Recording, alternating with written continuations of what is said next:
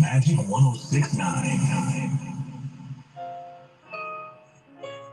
God, I know one day you're coming back. I just want to be ready. I want to be prepared when you come, Jesus.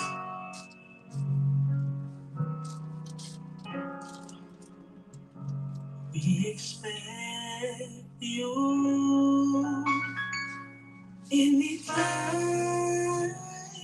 anytime. And how we await to see your face, Lord, your face. We expect you. We expect you. We expect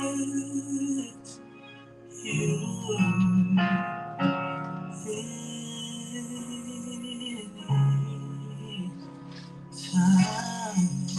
So while we wait, we will find.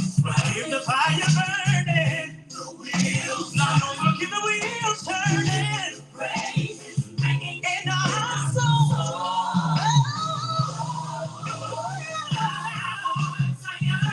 Anybody want to return, y'all?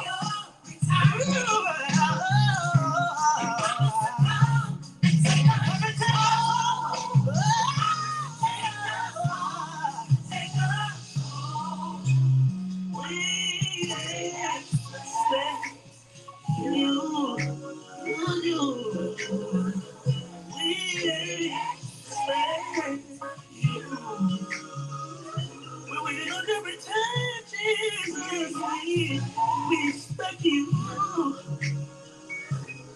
King of Kings, Lord God Almighty.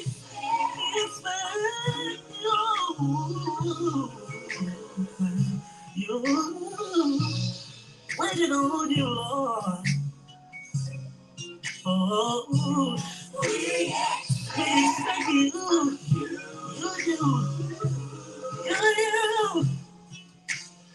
We expect you, Lord. Yeah, we expect you. I won't let the rock cry out for me, Jesus. We expect you.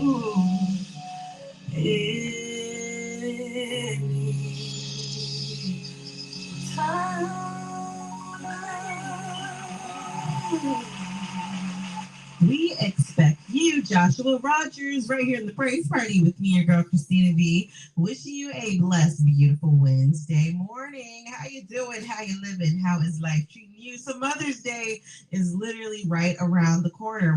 We have 11 days away till Mother's Day. And again, Mother's Day is an exciting time where you get to show your appreciation, your love to all the moms out there. But it is always hard trying to find the perfect gift. Like, what can I do that I didn't do yet, from the previous years? Now, not to throw all my ideas out there, but just between you and I for Mother's Day, maybe you could do a gift basket. Sometimes you could do like a snack basket or a spa basket. Or you could do an experience, something different that you and your mom haven't done before. And that includes going to a new restaurant to try new foods, maybe going to see a new movie, even rock climbing, zip lining, all of that. Yeah. It's kind of adventurous. But in the meantime, I want to know, what do you have planned and set up for your mom? Hit me up on social media, Magic 1069 FM. More coming up right here for you on Magic 1069. Weekdays, 3 p.m. to 7 p.m. The D.L. Hughley Show is on your radio. Buckle up and hit the streets of Fayetteville with the best mix of R&B, along with comedian, best-selling author, and radio host D.L. Hughley, making you laugh and keeping you in the know with current events, celebrity news, and what's trending with his partner Jasmine Sanders. I love you, Lou. Boy, Lou. I gave mine away. Here, take this. I was trying to get this away for you. Here, take it. Precious, take this precious. It's the D.L. Hughley Show, Magic 1069. At Celebration of Life by Leggett Patterson. Good morning, everyone. And happy Wednesday. Today's May 3rd, 2023. I want to start off by wishing my dear friend, Sergeant Corey Elder, a happy birthday. He's a year younger than me, but he used to tease me about my gray hair. Well, I talked with him yesterday, and he said, I don't have any gray hair. I kept saying, wait till you get gray hair. He said he doesn't have any gray hair. But the reason why he doesn't have any gray hair is because he cut his hair. So technically, he does have gray hair. Anyway, just a little joke, a little laughter, spread a little joy this morning. I slept under the fan, so that's why I'm a little hoarse. But when you get my age, 53, almost 54, you're going through the menopause stage or whatever, you get hot flashes. So I sleep under the fan. Anyway, I just wanted to say that I'm grateful for waking up another beautiful day, another joyous day. And I give God all the praise, because if it wasn't for him, I don't know where I'd be. I don't know what I'd be doing at this very moment. I look back over my life and the trials and tribulations that I had to endure as a female, as a young girl, as an older woman, trying to navigate in this world, in this toxic world we live in. I used to, at the age of 14, I used to babysit for the neighborhood parents. And then when I got a little older, when I worked in daycare, there was a couple. They owned a jewelry store here in Fayetteville, and they well-known couple. They just wanted to go out, you know. They had two little ones, small children. Their daughter was 4 months, and I worked in the infant room. Their son was 2.5. It's kind of crazy because the mother, me and her were so much alike. She's 10 years older than I am, but me and her are so much alike. We both had a son first. We both had a daughter second. We both went to college. We both had successful careers. We both met someone, fell in love, got married, had children, had a life going on. Well, after I met Mr. Archie, you know, he was in the hospital. He had sickle cell disease, in and out of the hospital all of his life. He was in the hospital at this particular time. They needed me to babysit. Well, I needed to be there with him. He asked me to come, and I went. He would go to the hospital where his hometown, Winston-Salem, North Carolina. I'm here in Fayetteville, North Carolina. I went. I couldn't babysit, so I guess they kind of talked. You know, they're seeing that I'm with someone now. Let's let her date. Let's let her do what she needs to do. So I guess they found someone else, which is fine. I talked with them years later. I saw them in Walmart. My little babies that I used to keep, they weren't little babies anymore. They were teenagers. But I say all this to say, since then the father had passed on. He passed away New Year's Day, 3 months before my husband passed. So it's kind of bittersweet, you know. When I look at death, I don't look at it as a sad thing, especially if the person that has passed on has had a childhood disease or is going through something, had cancer. Just was their time to go. We all have a time to go. When I went down, I said, Lord, you either come take me, come and get me, or bring me out of this the same way you brought me out of this many years prior. He did it. Not on my time, on his time. The whole time I'm saying this prayer as I'm going through whatever it is that I was going through. Just saying this prayer, Lord, whatever's your will, that's my motto. If you look at my Facebook page, it's private, but if you're a friend of mine and you see on my old Facebook page, it'll say, Lord, whatever is your will. My grandmother, at a young age, she had me going to church with her. I was in and out of churches my whole life. member of Lewis Chapel Missionary Baptist Church here in Fayetteville. But when my husband passed, I would go to church and I would look over. It'd be me, Divine Zaria, and then my husband. I would look over and I wouldn't see him anymore. This is after he passed away. And I would just cry and cry and cry like a baby. And the next time I went to church, me and the kids went to church, I would cry, I cry and cry. So what did I do? I was wrong, but what did I do? I stopped going. I stopped going to church. I stopped going to church. Should I have let that hinder me? No, no, but it did. I couldn't stand just crying in church, everybody looking at me. Why is she crying? Well, I was crying because my husband was no longer there. He was no longer in church. There were many days when I didn't go, when the kids didn't go. He was right there in church. He would come home with groceries every Sunday. Every Sunday. Yeah, he was a faithful servant. So I know, in my heart, I know that when the Lord took him, April 3rd, 2012, he was okay. I saw him laying in that bed after he passed away, and I saw a heavenly glow on his upper body, his face. I saw a heavenly glow. People can think I'm crazy. People can say I don't know what I'm talking about. I know what I'm talking about. When I took him to the emergency room 20 days prior to him passing away, March 15th, 2012, he said we were in the back. He was hollering, in pain, in sickle cell crisis. They weren't moving fast enough. He said, Edie, help me up. I helped him up and we prayed. He said, I got to pray. And he prayed and he prayed and we prayed together. I prayed for him. He prayed for me. We prayed for each other. And I saw darkness come off of him. I saw darkness come off of my husband. The movie Ghost, when Patrick Swayze passes away and those black spirits come off of him, that is what I saw come off of my husband.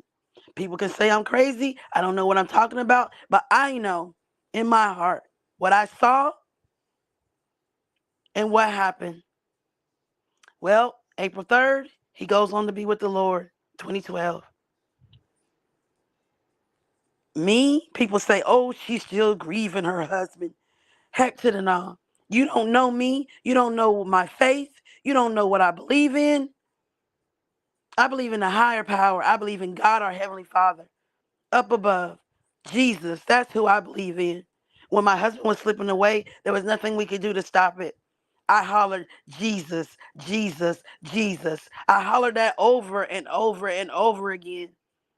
I don't know how many times I hollered it. I've told this story several times. I hollered it. I cried out to Jesus. And guess what? Miss Miriam came and prayed, helped us pray. His parents and I. My father was in the room. His uncle, his mom was on one side. His daddy was on the side. I was behind him with my face on his head to feel him for the last time. I felt every move. Every move. Did it bother me? No, because I know God came and got him. I know he reached those heavenly gates where I want to reach one day, where we all want to reach one day. See, I talked to my brother yesterday, and it's kind of funny. He doesn't really believe in God the way I believe in God. He doesn't believe in the Bible the way I believe in the Bible. So it was a bit of a tuggle, a tuggle back and forth, tug of war yesterday. He made me feel like, oh, my spirituality, my faith meant nothing because he doesn't believe. He's not a believer. Well, guess what? I'm here to tell you, you better be a believer. You better be a believer because one day he's going to come and get you. The same way he took my husband, same way he took my father, same way he took my father-in-law, my sister-in-law, my grandmother, my great-grandmother, and the list goes on and on and on. He's going to come for all of us one day when it's our time to go. You see, when I was laying in the bed saying that prayer, Lord, please come and get me or else bring me out of this. God said, this is not your time to go. You will be here and you will fulfill whatever it is that I have for you. You will fulfill it. Well, I believe. All I know is I was going through it's been a month now with the school system, trying to get my medical information that I had turned in. They were giving me the runaround. It was, oh, we can't give it to you. Okay, you can't give me my medical records, 2 pieces of medical record that I brought down to you because you all asked me years ago. Oh, I was stressed. I was heavily stressed. I called supervisors. Well, you can't talk to the supervisor. You got to talk to their secretary. I called secretaries of the supervisor. I did everything but reach the main superintendent of Cumberland County, Fayetteville, North Carolina. I probably should have tried to reach him, but I know I would have had to speak to the secretary of the secretary of the secretary of the superintendent. I understand chain of command. I understand it very well. My dad was in the military. I was a teacher all these years. I understand chain of command. But my God, when it comes to this, when it came to this situation, I wasn't having it. You're not going to tell me that I didn't turn in something that I know I turned in twice. 2 pieces of information they claimed. Then they said, first they said they couldn't give it to me. You're going to have to go to all your doctors. We can't give you your medical records out of your file. And I'm thinking to myself, what in the heck are you talking about? You can't give me something that I gave you? Okay. So I got to getting on the phone and I got to calling. Yep, I got to calling. I sure did. I got to calling. Did it work? No. Did they give me the runaround? Yep. Hey, Iron Young Riaz, how you doing, sweetie? I see you. Yeah, they gave me the runaround. So I went back the next week when the person I was talking to the previous week on the phone, I went back. She made it seem like she was going to give me those 2 pieces of medical information that I needed. But when I get there, they make me stand outside for over 5 minutes. They treated me like I don't know, like I was going to do something to them. Like I was going to go in there and do something. No, I was going to run my mouth. I was going to get heated if I had to because I was getting the runaround. So she basically says, I don't get to go to her office and talk to her. I don't get to sit down with her, having my folder in front of her, talking to me. Nope. She's standing there with the other lady that I talked to because she was out the week before. The one that told me she can't give me my medical information that I turned in. Both of them were standing there with 3 other ladies as if they needed bodyguards against little old me, little old Miss Archie. Yeah. So I dealt with that. I took my son back to college. On the way back, I told my daughter, I'm going to drop you off at your dance sister's house and I'm going over here to urgent care. I felt like I had bronchitis. It was hard to breathe. It was hard to talk. I had hoarseness. Same thing I'm going through now. I just wasn't feeling well. It all boils down to allergies. So I go over there and they tell me that I have a sinus infection. You don't have bronchitis, Miss Archie. I've had it years ago, so I felt like I knew what was going on with me. They said, no, you just have a sinus infection. Your lungs sound good. You just have a sinus infection, a bad sinus infection. I said, okay. So they gave me medication and sent me on about my way. But before they did all that, you know how they check your vitals.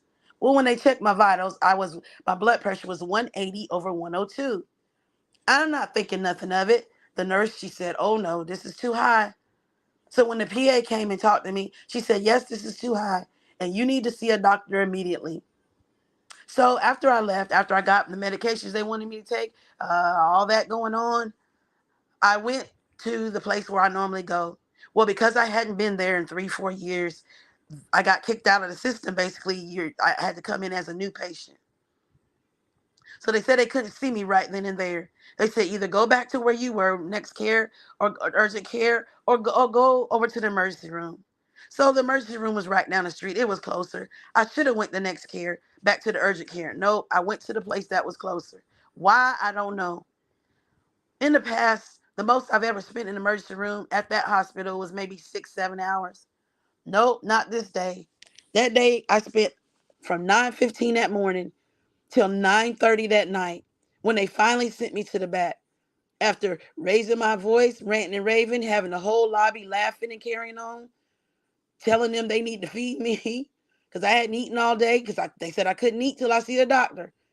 Well, that daggone it, 12 hours, 13 hours later, you know what they brought me? The first thing when they got me to the back, the first thing they brought, first of all, when I heard my name called, I was like, are you sure? I said it out loud. Are you sure? Everybody in the lobby starts laughing at me. I guess they were sure. They sent me to the back. I walked back with the attendant that took me to the back. She's laughing at me because I'm walking fast.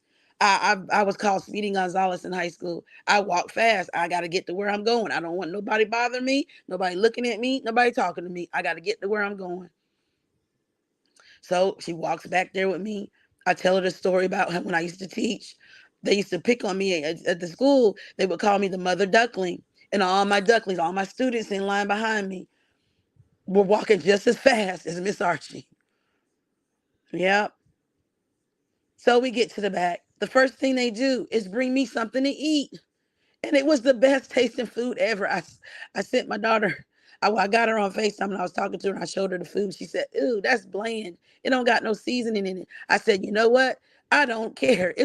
I ain't had no food all day. I had nothing to drink except for a little water." I said, "This is the best food I had all week." That's what I told my daughter. And then because she was sending me pictures of what she was cooking herself.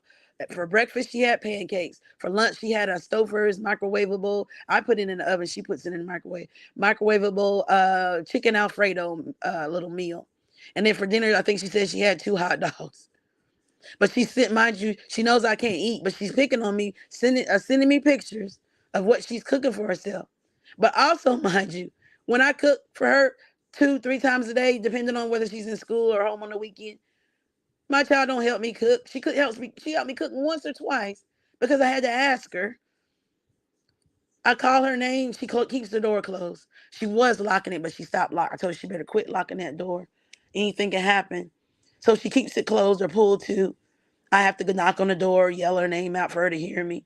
Sometimes she calls me on her phone. I'm like on the couch in the living room. I'm like 10 feet away from her door. We're wall to wall. I'm on the other side of the wall. She's on the other side. Yeah, she could basically tell me what she wants, but no, she got to call me on her cell phone. On the cell phone. These kids don't know how good they got it. We didn't have cell phones when I was growing up. And then when I got older, I had what was a pager because we didn't have a home phone anymore. My mom and dad didn't have a home phone anymore. So I had a pager and I would, whenever I was needed to babysit, I would go next door to my cousin's house and they would let me use their phone to call. And the guy I was dating at the time, whenever he was in the military, whenever he would come home in town, he would call, page me, and I would go next door and I'd call him back and he'd come and get me. Yeah, it's something. These kids got it so good and don't know how good they got it. They have no fear of adults. They have no fear of God. They have no fear of anything. Well, I had the fear in me. My mom and dad raised me. They were strict on me. I used to think they were mean to me. But when I got older, I realized what they were doing. They were trying to make me independent. My daddy said, you don't depend on no one. You help others, but you don't depend on them to help you back. You depend on no one. You depend on yourself. Don't even depend on me and your mom. Depend on yourself, Edie. He raised me to be independent. That's the way I am. I give my daddy all the praise. I give the good Lord, our Heavenly Father, all the praise. Yeah. Hey, Kaylani, how you doing? How you doing, sir? Our host with the most. When you gonna come up here and talk to me, Kaylani? I don't like being up here by myself, but I get up here every once in a while and do this. I don't like it, but I do it. But yeah, my daddy raised me to be independent. Yeah, but yeah, I went to dance class with my daughter all that stuff I went through with the school system.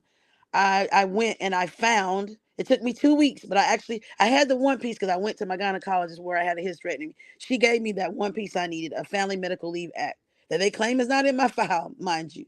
And then I found the second doctor. It was a therapist that took me out of work for the rest of the 2017-2018 school year. And so I found the office. I went inside. I said, Lord, this has got to be the missing piece that I need to the puzzle. These people at the school system saying that they don't have this stuff in my file. Anyway, I went inside. She pulled me up in the computer. You know, they ask you for your birthday. And lo and behold, there it was. I knew it when I reached the parking lot because I'm like, it has to be this one. It has to be this one. I saw many people at doctors. It had to be this doctor. And it was. She printed it out for me. I have it. So I have both pieces. So I don't need the school system no more. So a couple of weeks go by. Actually, within that time, that's when I found out about the high blood pressure.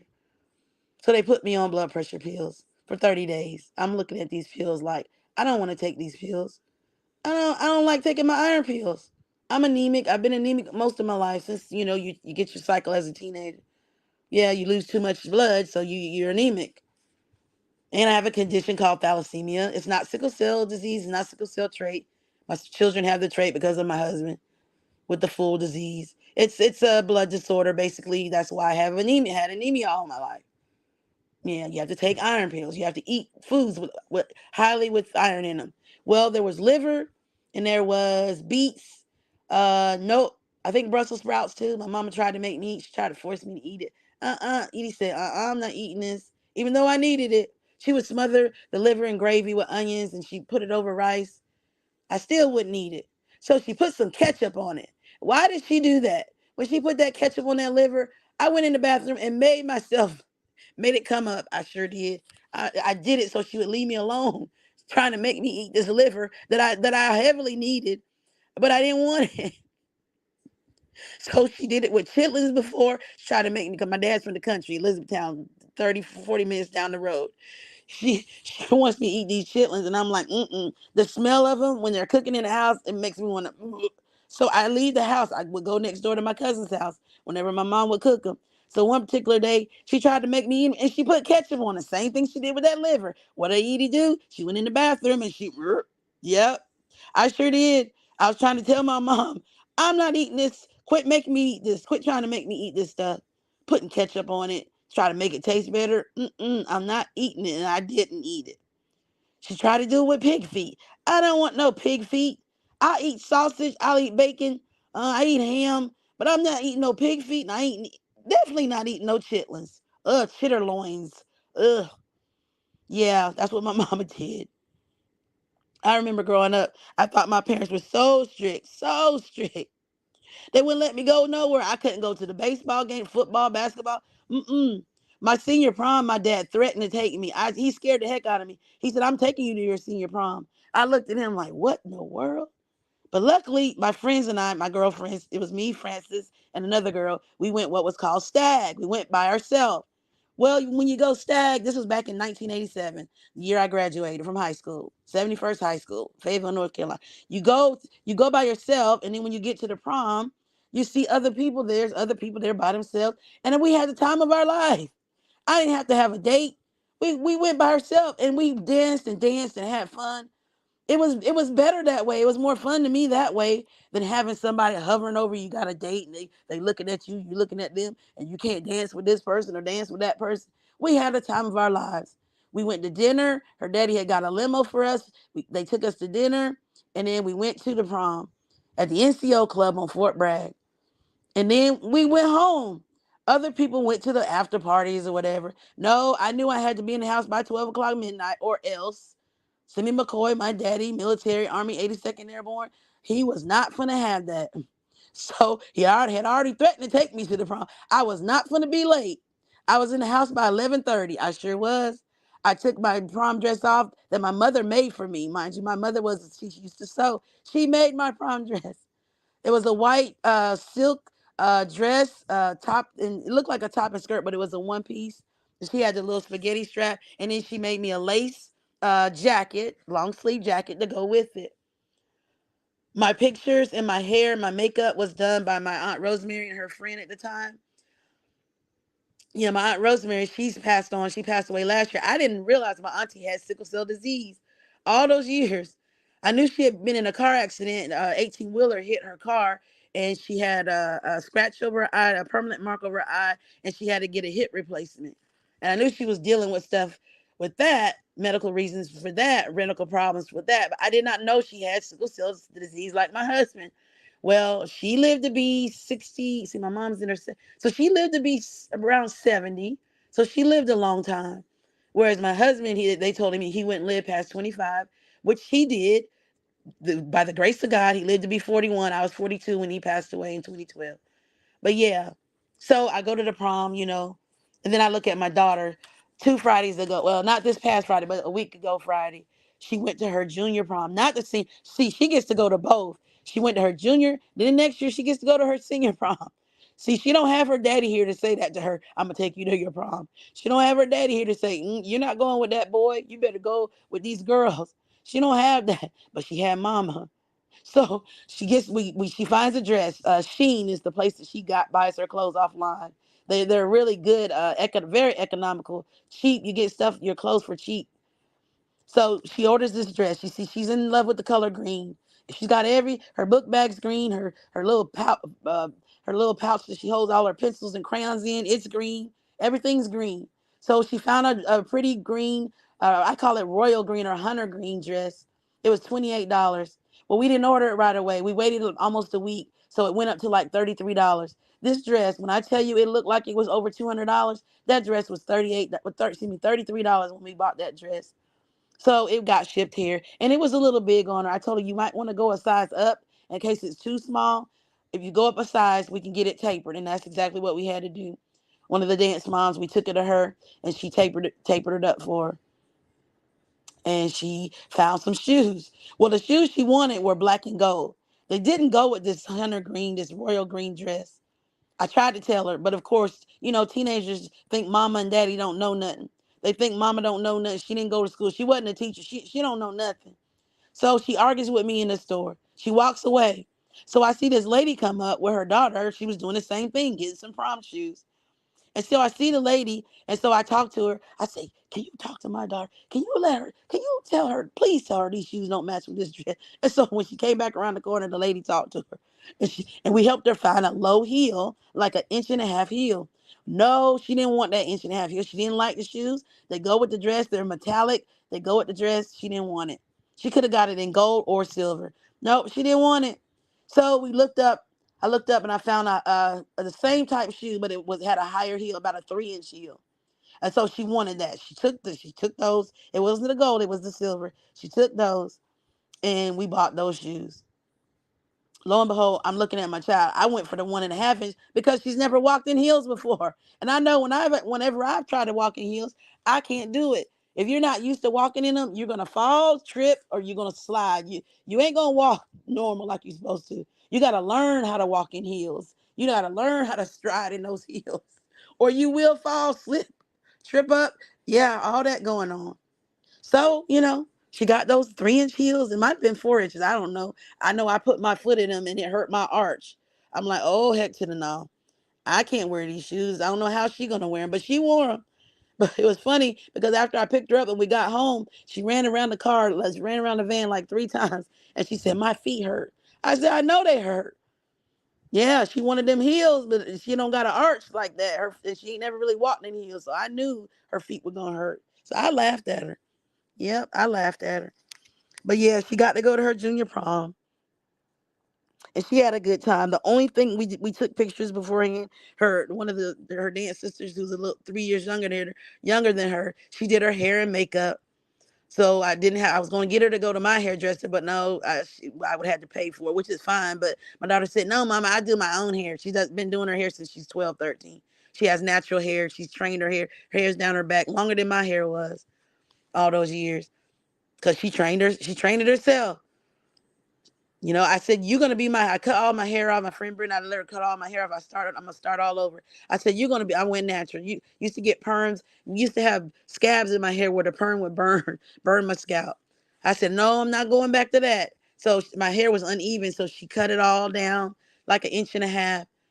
And I'm letting my gray grow. I'm embracing my gray. Yeah.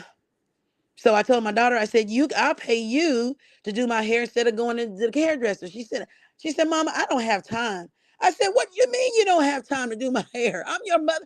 Don't I take you to school? Don't I take you to all your practices? Don't I run around taking you everywhere you got to go? I got time. I make time. She's talking about she don't got time. I said, okay. I said, you can make, I don't believe in allowance because you're supposed to do your chores.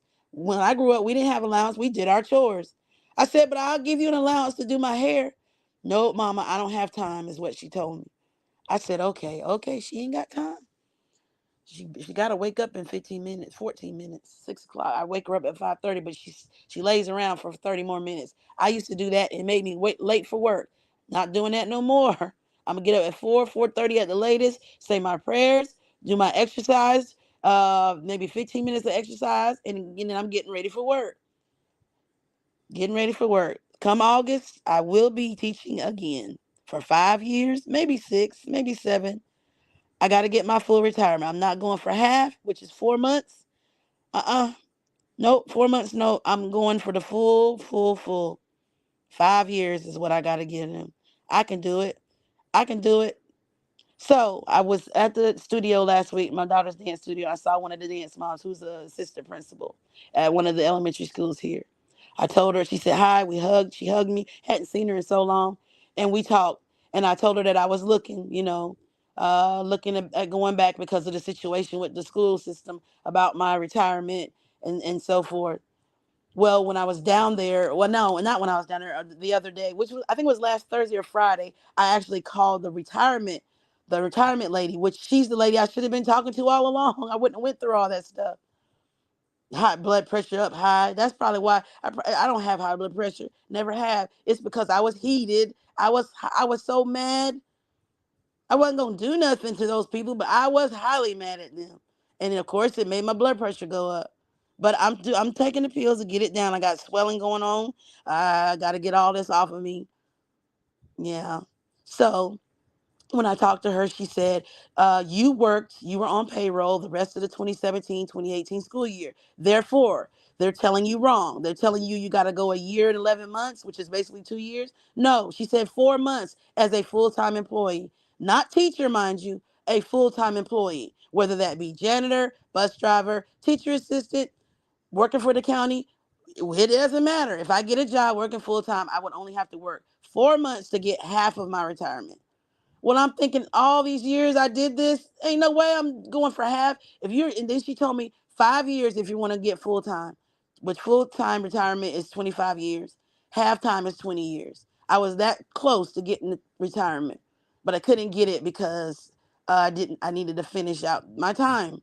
So, mind you, I talked to her, the dance mom. She said she pulled her cell phone out, and put me in a pool of some assistant principals and principals that she knows in this county. She sure did. She says a certain school is hiring. They need kindergarten teachers. That was my love. I taught kindergarten for 14 years. Then I went to first grade unwillingly. The principal at the time put me in first grade. I did it for 4 years until I came out in 2017, October of 2017. So I sat out 5 years. How ironic is it that I need to teach 5 more years? So if I had not sat out, I would have been able to retire this year in 2023. But it's okay. It's okay. You go through things in life for a reason. It's all a reason. It's all a part of God's plan for me, for us. So you better be a believer. I'm trying to tell you, I'm a believer. So when my brother come talking to me about this and that, he don't believe in God. Oh, that heck to the no. We can't talk no more. We can't talk no more. He heard up and wanted to get off the phone with me. I kept on talking about the goodness and grace of God and what he did for me. Oh, he was trying to run. He didn't want to hear it. He held on though. He listened a little bit. But yeah, so the next day, which would have been, that was on a Monday, which would have been Tuesday, I left a long message. The day got away from me. I was doing some things, probably had doctor's appointments. I can't remember. And so I left a message for the then principal. I thought was a female principal, but the next day I called back. I was trying to do the online application, and I came to a halt. And I called. Someone said just call the school, let them know that you called, or see if you can speak to the principal. And that's what happened. So that Tuesday, that was that Wednesday. That Tuesday I had called and left a message. That Wednesday I was having trouble doing the online application, and I called, talked to the principal, and we got to talking and laughing, carrying on. He said, "Can you come in for an interview?" I said, "Yes, sir, I can." He said, "Can you come in? When can you come in?" I said, "Well, I gotta go pick up some medical records from the hospital, but I can come in. I can come in within the hour." Well, I was a little late, so I had to call him back. He said, "Well, no, we can just do it tomorrow," which would have been a Thursday. I said, "Nope, I'm coming today." So I did what I had to do. I was running a little late. You have to stand in line sometime. And so I finally got there. We had it was me. I thought it was just gonna be me and him, but it was me, him, and three other ladies. The same happened to me when I got my teacher assistant bus driver job way back in 1998. It was the principal and three of the teachers on the grade level she wanted me to be a teacher assistant on. So it was the same scenario. Was I scared and nervous? No, not really. I was ready to go in there and say what I had to say, answer whatever questions they had to the best of my ability. I was ready. And so he kept saying, "You can relax. You don't have to worry. We're just going to ask you questions and you can ask us questions." But I knew I had the job already when I had left because he kept saying things. He kept wording things and doing scenarios as if I was already teaching there. It's the way he did it. I'd have to explain it. I know because I was a teacher. I know because I had to do these things as a mentor. I knew what he was doing. He had a straight face. He told me in so many words, "You're getting this job. I'm gonna hire you," without telling me by the scenarios and questions he was asking me. So I left. I went home, and Thursday went by. I didn't hear anything. And hey, Lovey, how you doing? Sis got a wrench. Oh my God. Y'all, Miss Archie gets to talking and ranting and telling her little stories. And then I look down at my phone and then I see, oh, somebody's in here. Thank y'all for coming. Young Riaz, Kaylani, Sis got a rich, and Lovey. Thank y'all for coming. I'm almost done, y'all. I promise. But I'm just trying to hurry up and tell this story real quick. So I didn't hear nothing that Thursday. Well, that Friday, my daughter had a pep rally where she was performing at her school. It was the other school, rival. It was a rival school that goes to the school every year, and they play against them, right? Mind you, I hadn't been to a high school, hadn't been to a basketball game since my son was 17. Well, it was the girls' volleyball team played first. Of course, Massey Hill won. My son was like, "They're not gonna win." I said, "Yes, they are," and they won. They beat that other rival school. They beat them. Yes, they smoked them, right? So then there was the boys basketball team was playing, and I was like, "Oh my goodness!" My son never tried out for this school team to play, but he always would go to the game. Well, my son played sports up until he was 14. 2017, when Mama went down, he was like, "Mama, we're gonna keep. I don't have to play sports no more. We'll just keep Zaria and dance," and that's what we did. Because he knew I couldn't get him around like I was getting. I would run my daughter, leave her, run my son, watch a little bit of his football game or basketball, baseball game, go back to my daughter. I was running, running, running, running. Miss Archie just ran herself right into a rut where she couldn't run no more. But yeah, so my I know my son would have enjoyed seeing it. He kept saying, "Oh, their basketball team gonna lose," but guess what? They won too. And they beat that rival team. Look, my son used to be in orchestra, and he played the violin. And he was in orchestra and the band. He played the trombone at his school before he 2 years before he graduated. Well, I had my kids playing the violin when they were in the fifth grade, and so my daughter was playing it all the way up until she went to high school. So she played it her sixth, seventh, eighth grade year in middle school, and then once she got to high school, it was during COVID, and everybody was home doing the virtual computer learning. She said, "Mama, I don't want to take the violin no more. I don't want to do this no more." So I said, "Okay, you sure?" I wanted her to keep doing it, but no, she didn't want to do it. So I didn't force her. I let her. She wanted to take dance at school, even though she's already doing dance with her dance teacher that she's been with since she was 3 years old. Yeah, my daughter started when she was 3, and she would cry every week. And Miss Yvette would say, "Just keep bringing her." I said, "Are you sure? I don't think she wants to do this." She said, "Just keep bringing her." So one day, her teacher put some. It sounded like the Chipmunks. She put that song on, and she pulled out her hula hoops. Lo and behold, why didn't she pull that stuff out and play that music the first day I took her? She heard that song and she saw that hula hoop and she started hula hooping and she danced. She's been dancing ever since. Well, when she got a little older, she was on the All Star team when she was like 6 or 7. Excuse me, y'all. These allergies messing with me. And I'm sitting under the fan knowing I ain't supposed to be. So, hey, Riaz. And so she where was I at? I done forgot. I shouldn't have stopped. Oh, she when she got a little older, when she was like 6 or 7, she was on the All-Star team. Well, when you're on the All-Star team, you go around. We live in Fayetteville, so you go around the city of Fayetteville and you perform at the Dogwood Festival, anything that's in the Spring Lake Festival every year. We were there, so it's like things that were going on, performances, things that were happening in Fayetteville. We my daughter performed with her dance sisters. And so when she got to be 8, it was her and little Janiyah. Well, her teacher, Miss Yvette, let me get some water. Excuse me, y'all. Hold on. I'm gonna play a song real quick. Hold on.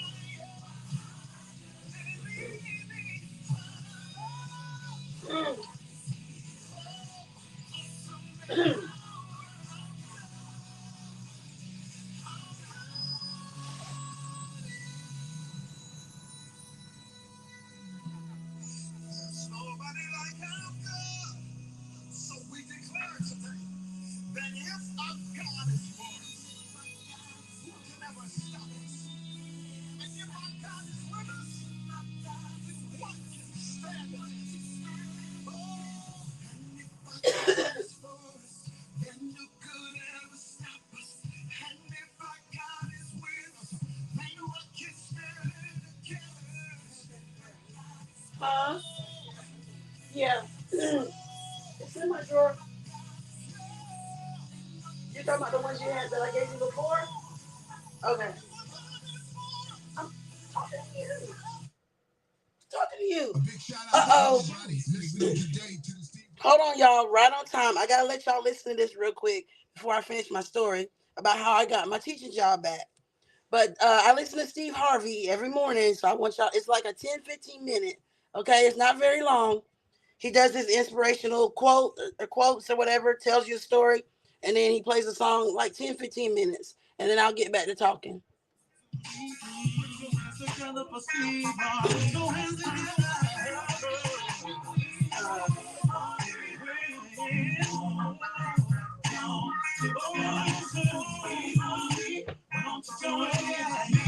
I'm sorry, y'all. I want to finish my story, but I gotta listen to this. Y'all bear with me about 10-15 minutes, okay?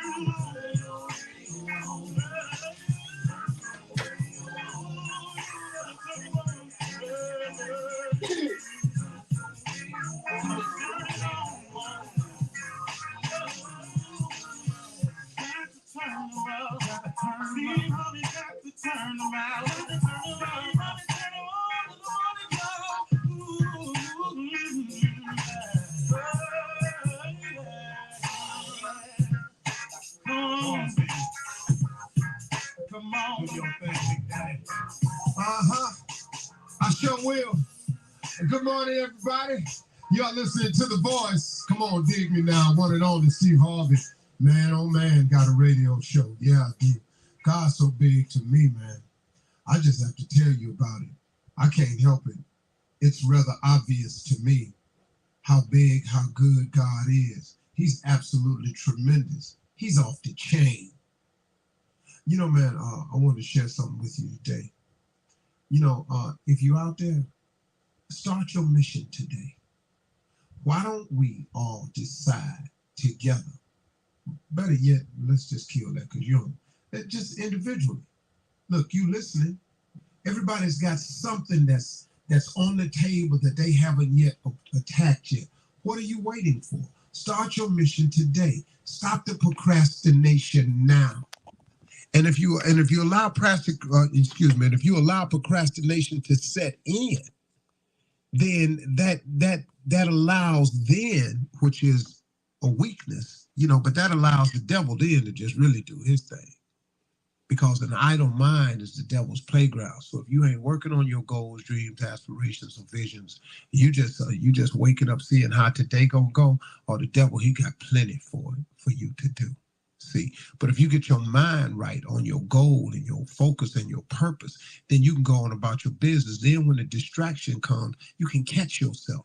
Now, that don't mean you ain't gonna fall privy or fall prey to some of your distractions, because you will.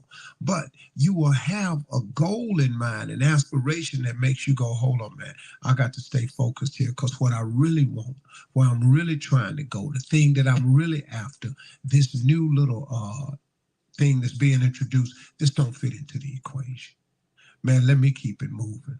Or you may step off the line for a little while. You know, like I said yesterday, the thing about God is he's so forgiving that if you get out of line, he'll hold your place.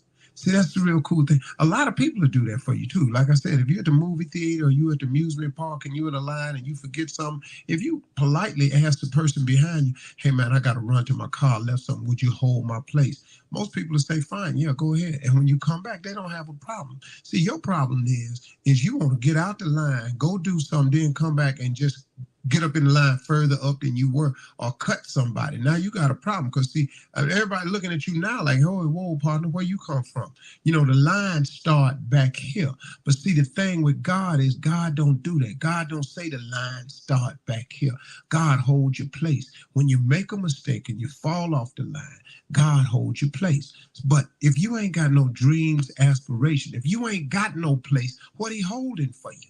See, I mean, he got a place for you, but you got to come to him. See, some people, here's what I'm saying. If you got a goal, an aspiration, a dream, and you fall off track momentarily, you can get back to that, because God knows where you left off. Now, you may have to accomplish a few more things since you stopped for a long period of time, but God knows where you left off. You can get back on track. Look, man, this dream of being on TV since I was a kid, it got off track now. It got off track. I just kept it as one of the dreams. And in some real dark moments when it looked like it wasn't going to happen, all I was hanging on to was just the hope that one day it could. But that's what faith is really about. Faith is the belief in things that you cannot see. But faith gives you the confidence to keep hoping, man. Sometimes it just keep hope alive. Sometimes, you heard Jesse Jackson say it, just keep hope alive. Sometimes, man, it's just the hope. I was hanging on a hope. And I'm talking about when it got real ugly and funky out there for me, when it looked like I wasn't going to ever make it. And all of the facts was in and everything pointed in the direction you're not going to make it. You done really messed up this time. Then I sat there and I just hung on to the hope. But man, that's what I'm saying. If you got a dream or an aspiration, a vision or something, when you fall off track and you want to go get back in line, God holds your place. He knew I was off track and out of line, but he said, okay, here's where we stop. You want to be on TV. And when you get it together and you quit tripping and you come and you turn to me, I'm going to hold your place, put you back in line, then we go and finish the journey. That took me a lot longer to get here than I wanted to, but then it was necessary because I needed all of them mishaps to happen to me along the way. So when I got on the radio one day, which I did not see coming, Steve Harvey got a radio show, y'all. That's why I say it every day. See, because of this radio show that I didn't see coming, now I have stories to tell. And I can tell you about me better than I can tell you about anybody. And I done been through enough where it's relatable, where enough people can go, man, that happened to me. Appreciate you saying that. That's what it was for. See, I get it now. See, at the time, though, I didn't like what was happening to me. At the time, I was really in total disagreement with God on a lot of stuff he was pulling off on me. But in essence, I was really pulling it off on myself. But through his grace and mercy, he kept me through all of my mistakes, all my bad decisions, all my miscalculations, all my misfires, all the times I knowingly stepped out there and did wrong. He forgave me. He said, because, man, if you ever come to me, I have a plan for you that is going to be far and above. It will supersede everything you've ever dreamed of. That's what I did. I just got sick of me, good and sick of me. And I turned it over to God. And then God started working. And here I am today. Now, is he through with me yet? Nope. Have I arrived yet? Nope. But guess what? The journey is cool. And then you know what I found out? That's kind of what it's like in life. If you done walked off the cliff in life and you ain't got no God in your life, it's like not having a parachute. You step off the cliff and you just free falling. Now that fall gets you closer to the grave, right? See, we all heading to the grave from the moment we're born. But the cool thing about a relationship with God is when you step off the cliff and you got God, he a parachute. You still going down, but it's a nice ride. You guide and you glide and you softly, you enjoying, you look around, you smiling, you're meeting other people along the way. You floating over here to ski a little while. You over there at the beach for a little while. You mess around over here. You get to go out the country a little bit on your parachute and all that. And God just helps your descent appear more like a rise and more like a euphoric fall instead of not having no God in your life. And you just walking off that cliff every day, free falling, ain't got no cord. You steady pulling. You hollering the whole way. Because you messed around with yourself and ain't let God come into your life and provide a parachute for you. I would rather have a parachute since I got to jump every day than to not have one. God has been like a parachute for me. Ask me where that came from, I can't tell you. But like I always say, most good things that happen in my life that I can't explain, it's usually him. You're listening to the Steve Harvey Morning Show. The truth can hurt you, or the truth can change you. What will truth do to you? I just wanna be happy, but if I keep on doing the things that keep on bringing me pain, there's no one else I can blame if I'm not happy. Wasted time, but now I can see the biggest enemy, it was me. So I'm not happy. Cry yourself to sleep. Shout and raise your hand. It won't change a thing, child, until you understand. If you're tired of being the same, if you're tired of things not changing, it's time for you to get out the way. Don't get stuck in how you feel. Say Jesus takes the wheel. He knows the road that you need to take. But it only works if you want to be happy. Look at yourself and say, don't you want to be happy? I just want to be happy. But if I keep on giving my heart for people to tear apart, the healing will never stop, so I can be happy. Yes, Lord. Will I ever be happy? Cry yourself to sleep. Shout and raise your hands. It won't change a thing, child, until you understand. If I'm talking to you, to say, if you're tired of being the same, if you're tired of things not changing, it's time for you to get out your way. You've been there too long. Don't get stuck in how you feel. Say Jesus takes the wheel. He knows the road that you need to take. I feel this one right here. It's so easy to complain, addicted to the pain. Yes. You give your heart, they push it away. But I got good news for you. Jesus knows just how you feel. Just let him take the wheel. Hallelujah. Love you, he already gave. But the question is, do you want to be happy? If you're tired of you, then say, I just want to be happy. Now, if you really mean that, open up your heart and say, let me hear you say yeah. Yeah, yeah. If you're tired of going in circles, let me hear you say yeah. Yeah. Yeah, yeah. Tired of making the same mistakes. Let me hear you say yeah. Yeah. Yeah, yeah. But now you can. Let me hear you say yeah. Say yeah. Yeah, yeah.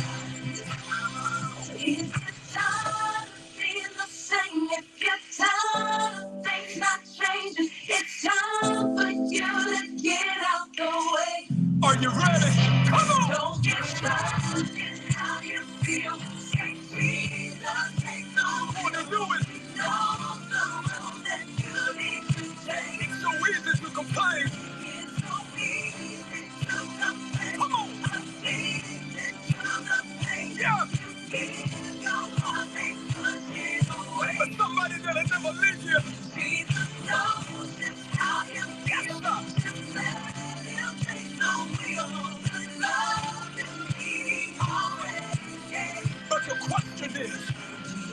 be happy.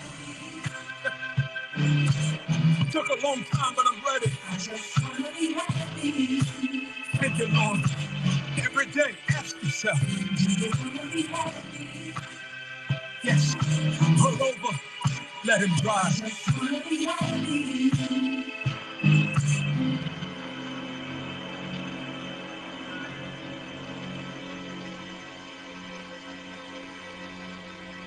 This is Steve Harvey Morning Show, man. Can somebody loan me a boo till I get on my feet? I have been left. Okay. So there you have it. I listen to that every morning. I used to listen to it 5 years ago. He's been doing it all this time. So I found it on. I had stopped listening to my music. Stopped doing. He said he wasn't doing nothing. Miss Archie was just a shell of herself for 5 years. So when I came to YouTube, it was like a breath of fresh air.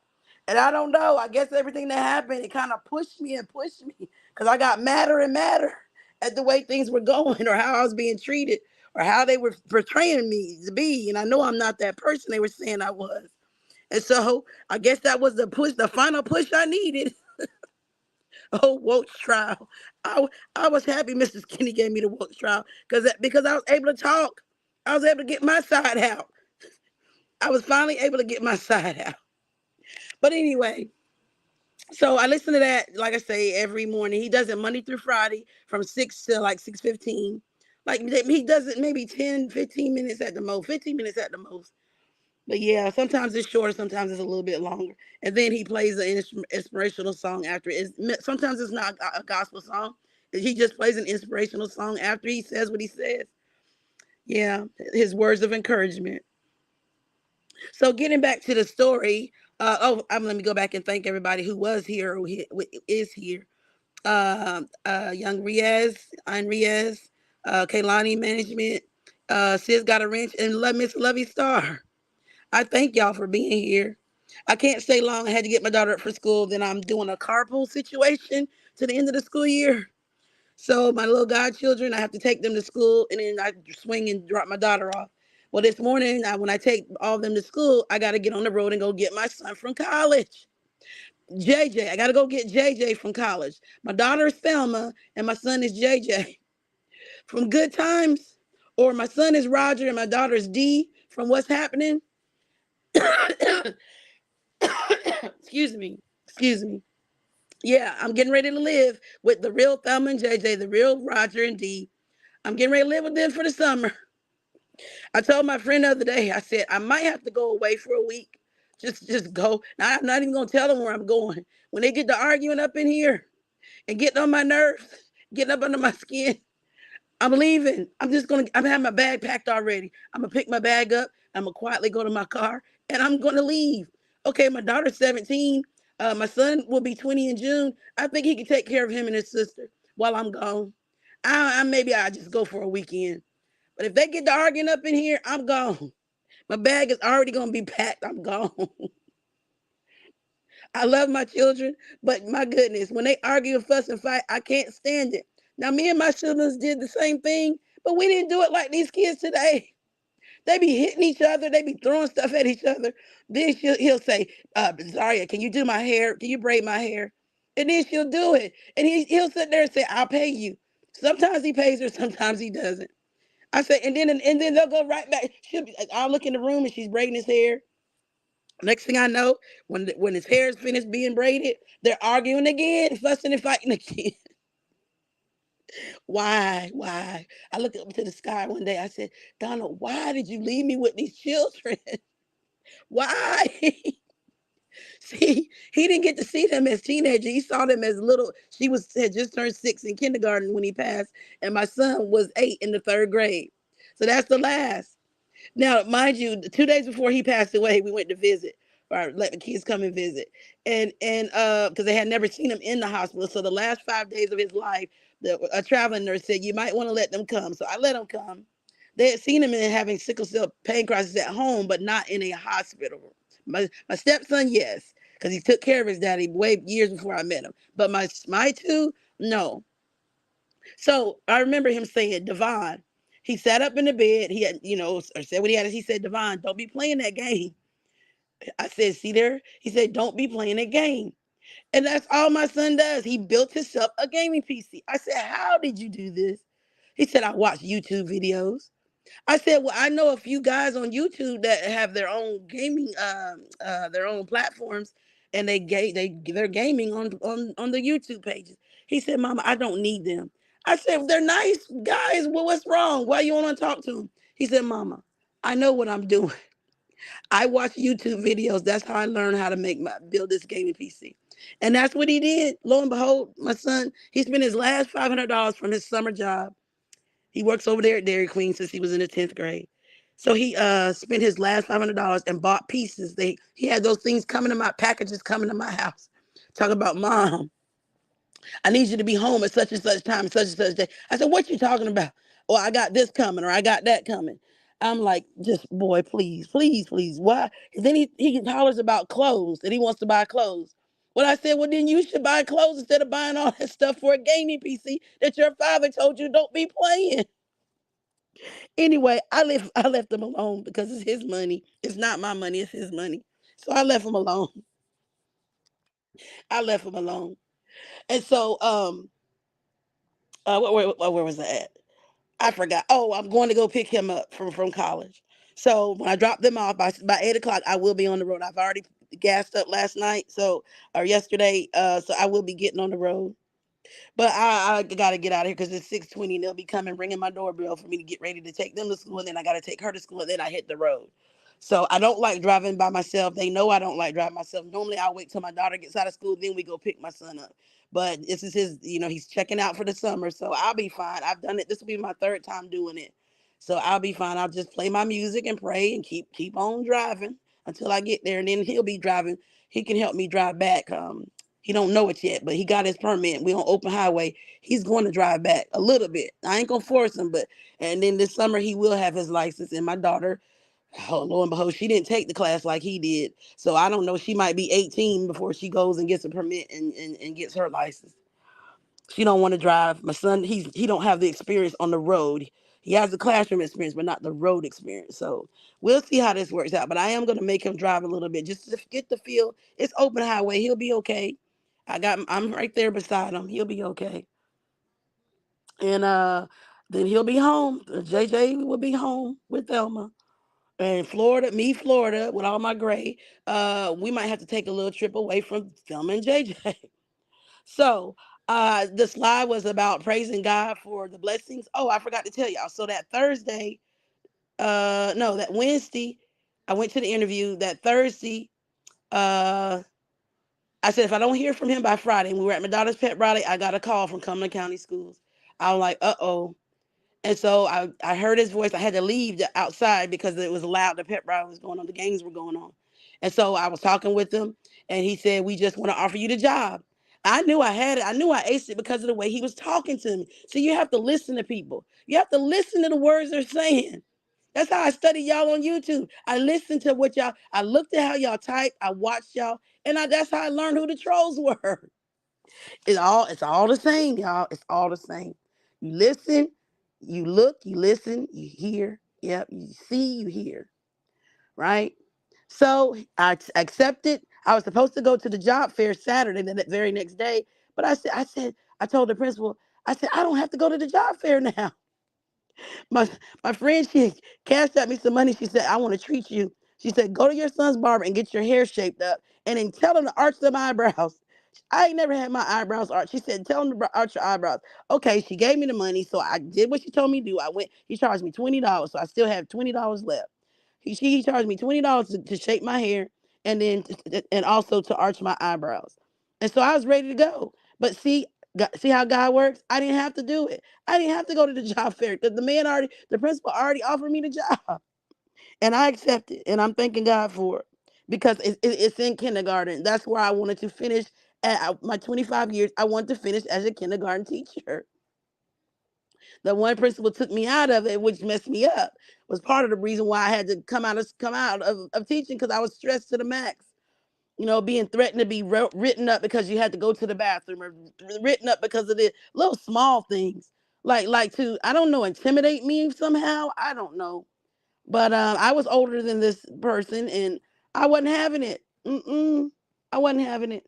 I wasn't being disrespectful to my supervisor or superior, but I wasn't having it. Mm-mm, not for some nonsense. So anyway, I got the job. I will be starting in August as a kindergarten teacher for my 5 years, maybe six, seven, eight, nine, 10. I don't know. I might spike them and give them 10 years just because they said I had to have this. I might give them 10 years. They don't get to dictate how long I stay. I get to dictate that. Just like that YouTube situation. But it is what it is. So I will be teaching. I'll be spending the summer getting lesson plans ready, meeting with people, going to workshops. Same stuff I was doing when I was teaching in 2017 and prior. So I'm good to go. I'm straight. And I'm coming in on the biggest raise this county has ever given teachers. I'm coming in on that. See how God works? See how God works. See how God works. And my friend, she pulled up the salary for my years of experience. Oh, I'm gonna make almost $10,000 than I made when I came out in 2017. I'm happy. I'm ecstatic. I'm not bragging. I'm just telling my story, telling my testimony. How great God is, the goodness of God. So when my brother was talking to me about that nonsense about being a non-believer yesterday, uh-uh, I wasn't having it. I told him and I told him and he didn't want to hear. I got to get out this phone. But he stood there and heard it. Whether he believed it or not, whether he listened to it or not, that's on him. I know. I know who I believe in. I know where my help comes from. The Lord and only the Lord. Not man, not woman, not child. The Lord and my children because they were there nursing me along the way those 5 years. They didn't care how mama looked. They didn't care if mama did do. They just wanted mama. And I thank God for that. I thank God for my children. I thank God for God. I thank God for Jesus. I do. I'll say it till I'm blue in the face, till I can't say it no more. I am blessed. I know I am blessed. I'll shout it to the rooftops. I'll stand on the mountaintop and shout it down. I am blessed because I was obedient. That's all you have to do. Because I prayed. That's all you have to do. I don't go to church every Sunday. I did go this past Sunday and had the greatest time of my life. And we had food afterward. They fed us afterward. Oh, I was in heaven. I sure was. That was the best food ever besides that food that emergency room that time. But yeah, waiting on the doorbell to ring and then I got to get them to school and then I'm hitting the road. So I ask that y'all just say a little prayer that I get there safely because like I said, I don't like driving by myself on the highway. I had to do it 2 times prior and then I'm going to have to do it, but he'll be coming back with me. So it won't be so bad. And it's daylight and it's during the morning time. So I should be back home by 1 o'clock at the latest. So I can pick them up from school and just do whatever I need to do the rest of the day. So you guys have a happy Wednesday. It's hump day. I'm happy. Heck, be happy for me. Be happy for yourselves. Hug your loved ones. Love on your children. Love on your significant others. And be happy. Most of all, be happy. I think I'm going to play that song by Mary J. That's one of my favorite songs also. Hold on, I got to pull it up. Hold on. To finish out, I'll play that song. And then I'm up out of here. Until the next time. Okay. Or either the song by Happy by Pharrell. I might play both of those. I hope I don't get in trouble, but I'm going to play them. Okay, hold on.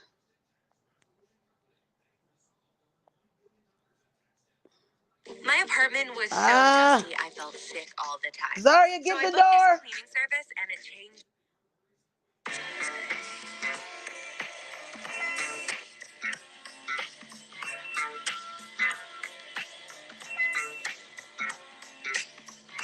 How?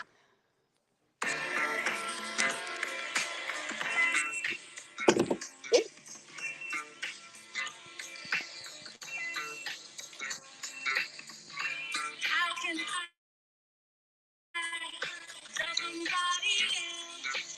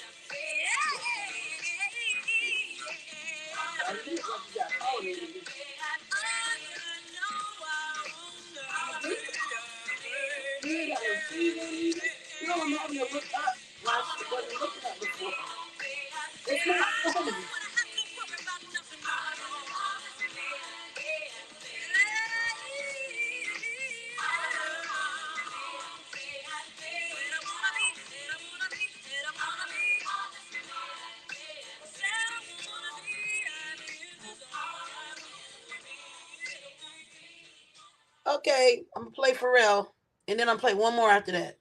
Don't you worry about a thing. Wendy's $3 breakfast deal. These commercials. Ooh. What you say, Zaria?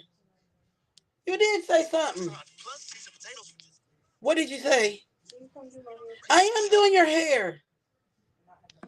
I'm trying to play this song.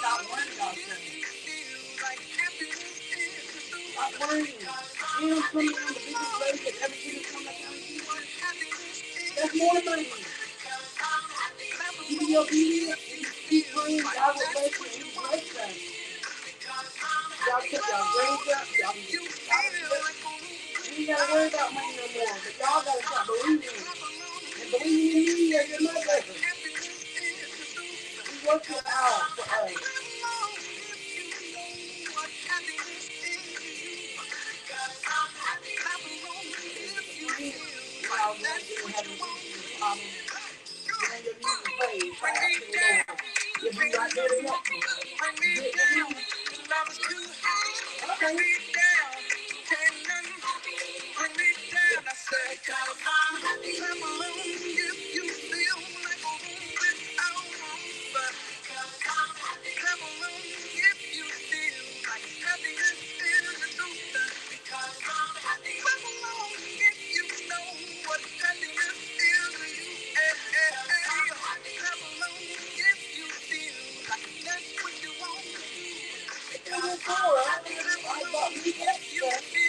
You out of it, that's going in the jar. But it's the same thing in the jar, it's just in the bottle. I figured I get the green bottle, usually get the last bit of it. But Poppy told me to put a green magic on my head. Which is a green. Well, that's what she said, put on my hair. She didn't say don't use that, but she said put green magic on my hair. Do the same thing. Uh-oh. Oh, that's the end of that song. Okay, I got this one song called Don't You Worry About a Thing, and then I'm really getting up out of here because I got to get out of here by 7 o'clock. Let's see. This will be the last one. Okay, here we go.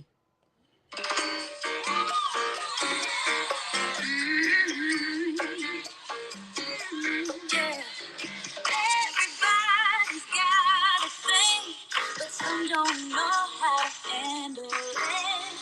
Always reaching out in vain, just taking the things not worth having. Don't you worry about a thing. Don't you worry about a thing, mama. 'Cause I'll be standing on the side when you shake it. I think I would.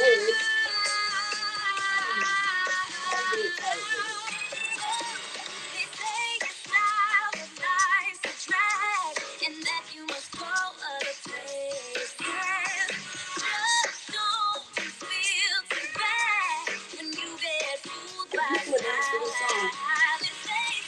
Don't you worry about I'm doing that sickle cell walk for your dad. Don't you worry On his birthday, we got food. Or that weekend. And so we'll be going every year like this. And I want you guys to the other one. I want you to dance to this song. Why? You can get starting off in the dance with you. Why? Can you come up with your own song with?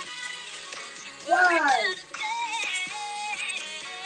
You are too. Stop lying, Zaria. What do you mean, man, for real? You came up with your own dance multiple times. You come up with dances for them little girls. I don't want to hear it. I'm not yelling. Stop saying I'm yelling. I can't hardly talk. Because you saying something on me that's not true. Don't sit there and say I'm yelling, but I'm not. Why you can't come up with a dance? Don't you worry about Yes, it is. You just dancing. It's dancing. It's all the same. Is it not? How is it not? Zaria, what do you mean? You just dancing to the beat of the music. What are you talking about? No, it's not. Never mind. I don't understand what you're saying. When I asked you to do the one for Kevin, tell me you did it. Tomorrow, be a little place. Really, you did it. With no question. Because you were younger. Now you get older, you act like you can't do it. Okay, I'll ask somebody else to come up with a dance. That's what I'll do. Maybe I'll get with you that way. Let someone come up with a dance. You tell me you can do it. This is ridiculous, guys. You can't come up with a dance. You just don't want to. You ask me to do your hair, I'll do it with no question. I ask you to come up with a dance. I can't do that. Yes, you can. You do anything you set your mind to.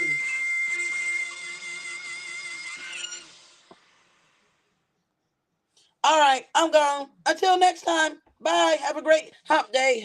Happy Wednesday. Bye.